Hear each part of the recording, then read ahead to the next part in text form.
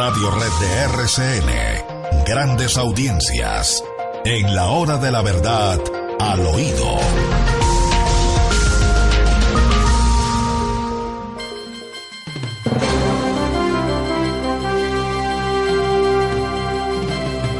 Al oído, William. Bueno, doctor Londoño, vamos al grano.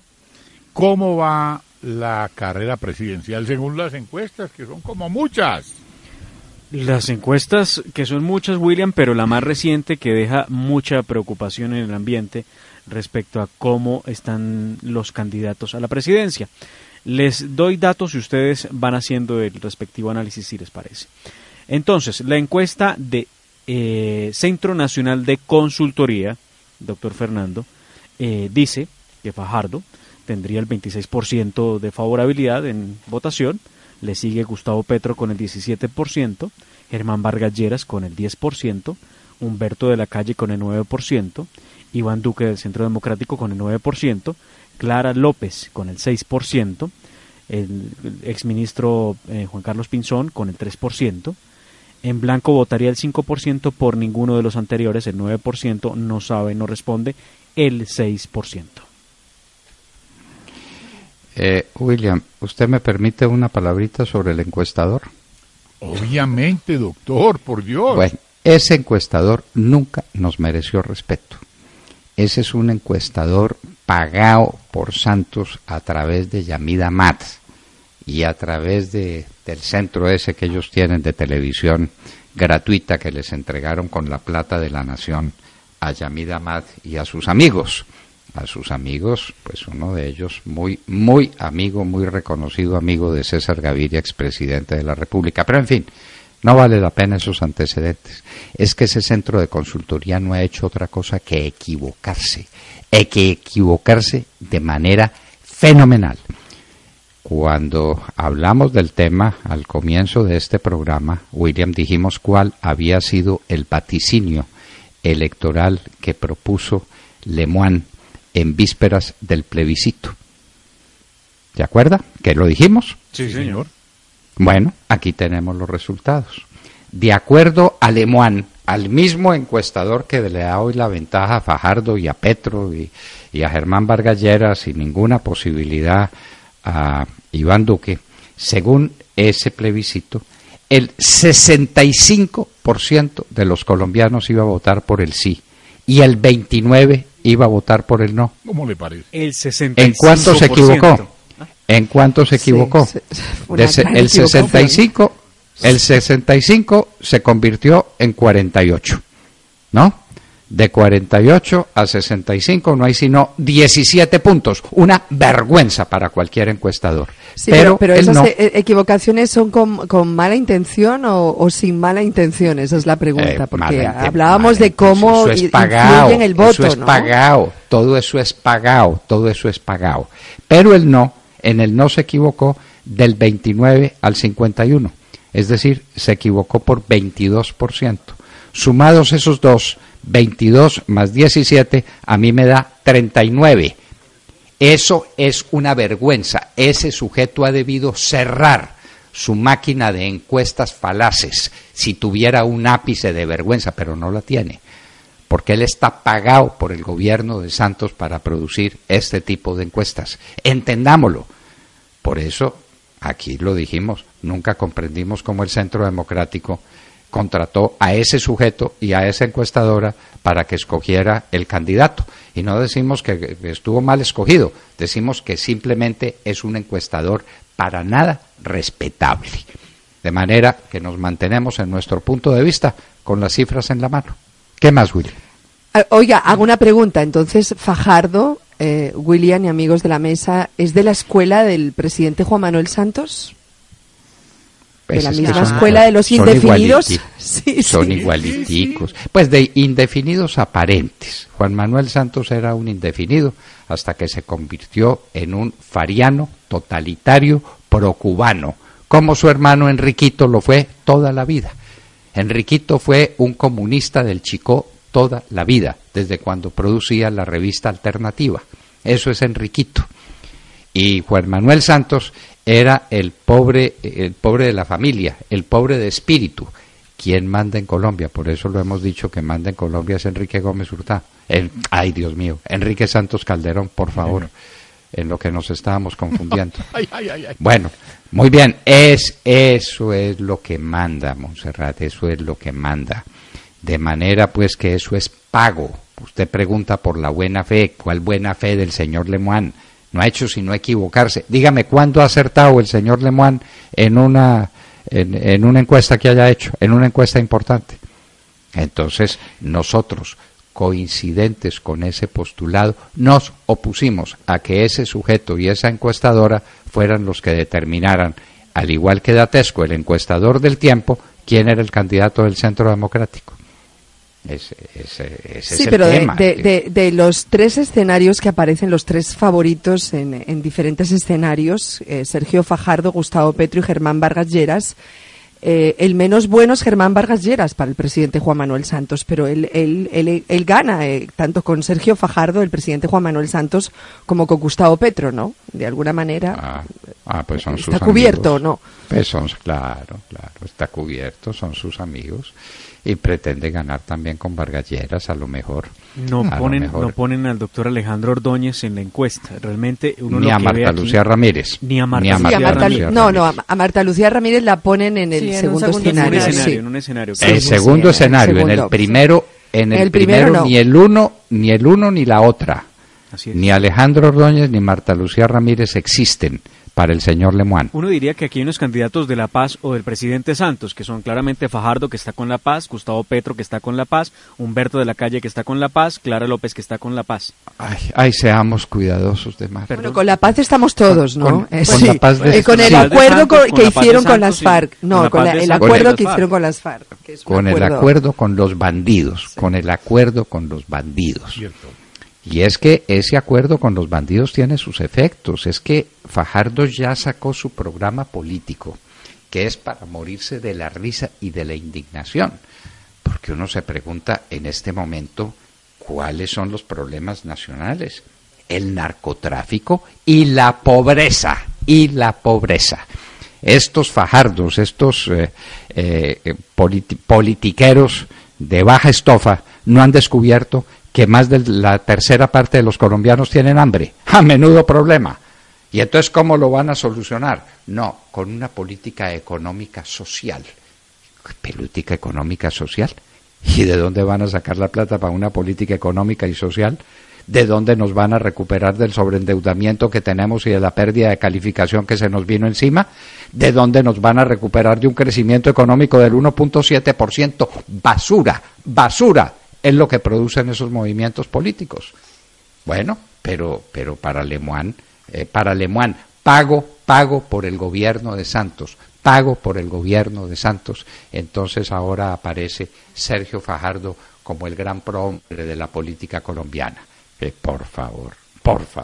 Bueno, en fin, siga, Willy. Recogiendo sus escritos, doctor Londoño, la doctora Paola Holguín tuiteó: Juanpa se robó la elección presidencial, violó los topes de campaña con sobornos de Odebrecht, se robó el plebiscito del 2 de octubre de 2016 y ahora pretende legislar a través de la rama, violando la división de poderes para entregar 16 curules a las FARC.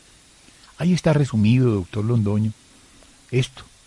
La doctora Paola es el número 6 para el Senado de la República en las listas del Centro Democrático.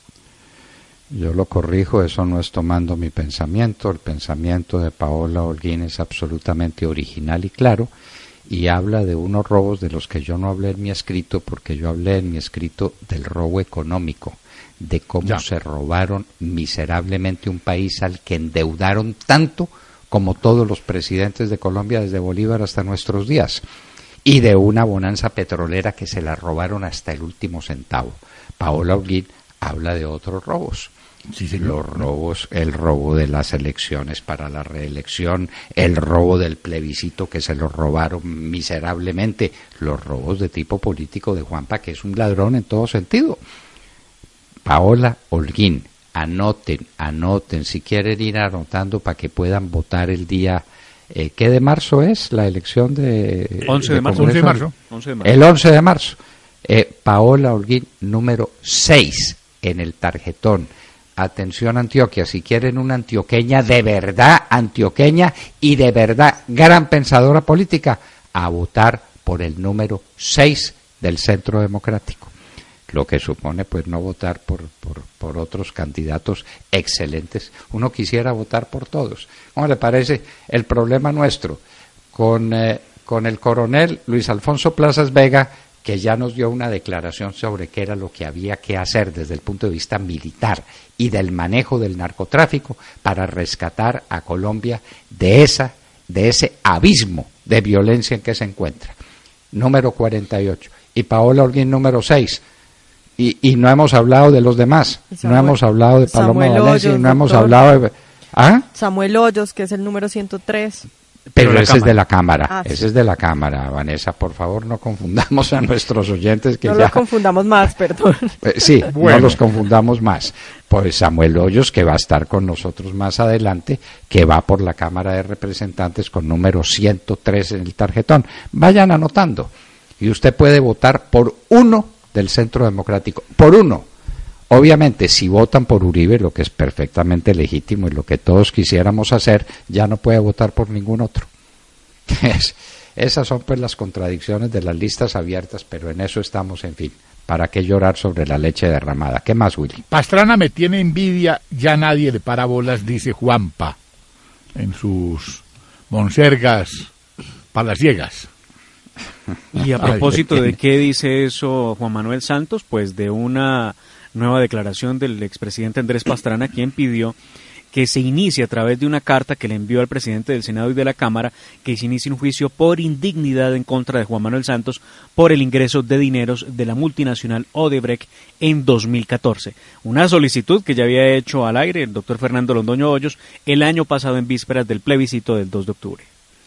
Es que no pasa nada, acá salen pruebas de lo de Odebrecht y no pasa nada. Salen pruebas de las niñas diciendo que estos señores de la guerrilla las violaron, que las obligaron a abortar y no pasa nada. Todos se quedan escándalos de papeles, ¿verdad? Sale Vanessa. 1 o 2 días en las noticias, nos indignamos, pero pues no pasa nada más. Pues nos indignamos todos y los que sacaron la noticia después la tapan. Sí, la tapan, esto es tapen, dicen que el gato mete sus pequeñas porquerías debajo del tapete, pero es que este tapete ya fue como la alfombra voladora. Sí. Ya no le cabe tanta porquería abajo. Sí, ya se sale la basura por los lados. Bueno, Fiscalía vincula al cartel del norte del Valle con el crimen de Álvaro Gómez Hurtado. Sí, ¿y quién mandó? ¿Quién está detrás de ese cartel? Bueno, sí, o sea, me pregunto. Pero ya vamos, o fue iniciativa propia. Ya vamos. No, pues por supuesto que no. Por supuesto que no.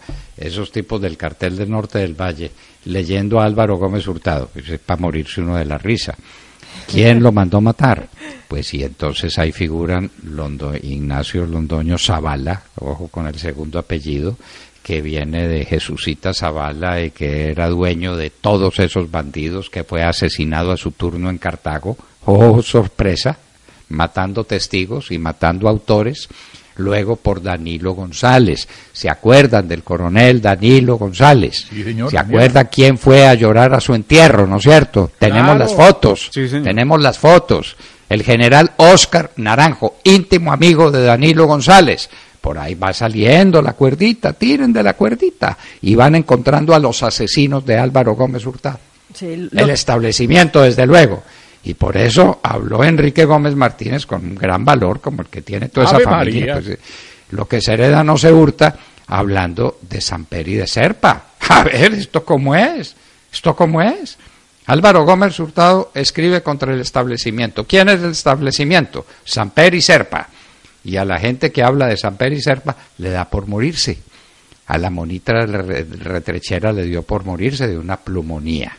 Sí. Al conductor de Serpa le dio por morirse cuando iba a declarar contra Serpa el camino. Entonces pues también salieron unos asesinos de ocasión y mataron al conductor de Serpa, y así sucesivamente. Y entonces ahora matan a Ignacio Londoño Zavala, como mataron a Rommel Hurtado, como mataron a Danilo González. A ver cuántos más. Sí. A ver cuántos más. pero es que las evidencias ahí están.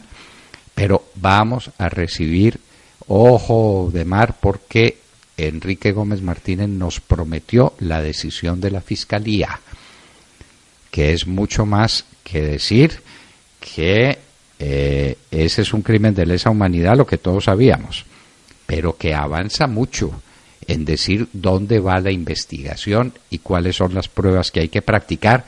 Y ojo a lo que dijo Enrique Gómez Martínez, ojo, las pruebas que se refundieron en la Fiscalía. ¿No debiera estar el fiscal preso por refundir pruebas? Las pruebas que se refundieron o las pruebas que refundieron más bien, ¿no? Y la pregunta, sí, que hizo nuestro invitado de hoy es muy buena. ¿Quién tiene el poder para asesinar al abogado de la mafia en su propia casa? En Cartago. Ajá. ¿Quién tiene el poder para eso? ¿Y quién tiene el poder para asesinar fue la sobrina de Patiño Fome, al que yo extradité y que pues casi no me manda en el avión de la DEA, porque había que mandar ese sujeto para los Estados Unidos? Allá lo tuve en los Estados Unidos extraditado. Y entonces a la sobrina lo mataron. ¿Por qué? Pues porque iba a contar, Aquí todo el que va a contar quién mató a Álvaro Gómez Hurtado se muere. Sí, y ya van 33. Muy bien. ¿Cómo le parece? Impresionante. Muy bien. Sí. Es que es de ese miedo. tamaño. Y los que están vivos porque gracias a Álvaro Uribe Vélez están presos por narcotráfico en una cárcel en los Estados Unidos. ¿Cómo le parece? Pues Por tendrá eso están que vivos. Montealegre responderle al país y a la historia de Colombia Sí, claro. por haber ocultado y haber mantenido quieto el proceso en contra de los verdaderos autores del crimen de Álvaro Gómez Hurtado. Porque como lo dice Mauricio Gómez Escobar, el hijo de Álvaro Gómez, quien sentenció que Montealegre es el peor criminal que ha existido en Colombia. Para que lo diga él, tiene que tener todos los fundamentos para poder hacer semejante afirmación, que lo ha demostrado con los actos, doctor Londoño. Así es. El doctor Mauricio Gómez, ayer en esa entrevista con RCN Radio, señaló pues que Montealegre es uno de los más grandes bandidos del país y recordó el episodio bochornoso que protagonizó Montealegre con el ministro Gil Botero.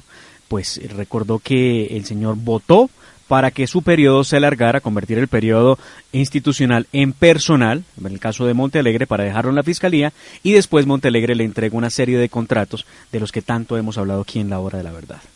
Y ahora Gil Botero contrata a Montealegre. como si faltara poco para decir que ese Gil Botero es otro bandido. Pero esto qué otro es, bandido, otro traficante. Entonces, de gobierno influencias. ¿qué es? Ese sí. ¿Gobierno bueno. qué es? Afortunadamente, faltan 230 días para que concluya el narcogobierno, el peor gobierno en la historia política de Colombia. Y no se le olvide al vicepresidente, ¿no? Ténganlo por ahí presente. Sí, señor. Ténganlo presente. Del que dijeron sus amigos los venezolanos lo que dijeron. Miren las declaraciones de Rodríguez Chacín, ahí las hemos reproducido intactas. Las pruebas que tienen en los computadores de Jabón. Ahí están las pruebas, todas. ¿Por qué no las saca Venezuela? Pues no las quiere sacar. Maduro no ha tenido tiempo, no ha tenido ganas, o todavía Santos le dice... Está guardando el pan para la leche. Bueno, muy bien. Sí, señor. Muy bien. Esto es para uno sentarse a llorar. Bueno, el Senado pues confirma que proyecto de curules Senado confirma que proyecto de curules se hundió. Confirmará, porque le entregarán al Consejo de Estado el estudio de esto, para que el Consejo de Estado que lo estudie. ¿Cómo me parece? Entonces, ¿cómo es la vaina? Las decisiones del Congreso, ¿quién las mira? Claro. La Corte Constitucional, cuando tiene competencia para el efecto. Sí, señor. Ahora pues es el Consejo de Estado dictando sentencias sobre los actos internos del Congreso de la República. ¿Y en qué queda la independencia del Congreso? ¿En qué queda la distancia de del poderes? Congreso? Y Bueno. ¿No cree usted, Una doctor vergüenza. Fernando, que en gran medida este alud de acciones judiciales del gobierno Santos y del ministro Rivera es pues en gran medida a ese Congreso arrodillado que durante 6 años le aprobó todo lo que las FARC le pedía y el gobierno Santos le exigía? Entonces ahora ellos tratan de reivindicarse y de mostrarse independientes de la presidencia porque se acabó probablemente la mermelada, diría uno, y entonces ahora ellos sí se hacen respetar, pero es que los irrespetaron todo el tiempo. Recuerde, el fast track pasó sin pena ni gloria, eso pasó por el Congreso. Ellos se permitieron que les quitaran facultades para legislar y nunca dijeron nada. Sí, Entonces, es que ahora quieren posar de héroes, pero sí, ellos muy durante difícil. mucho tiempo los apoyaron. Por otro lado, Empezando. Rodrigo Lara acudirá a la Comisión Interamericana de Derechos Humanos para que se fije en este caso de la intromisión del Ejecutivo en el Legislativo manipulando el jurisdiccional. Ayer Rodrigo Bueno. Lara se despachó. ¿Y de qué manera?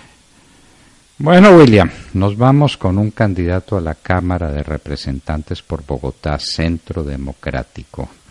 Sin duda, el mejor representante a la Cámara que tuvo el Centro Democrático y ningún partido político en la Cámara de Representantes en este periodo que terminará en breve, el próximo 20 de julio, Samuel Hoyos Botero.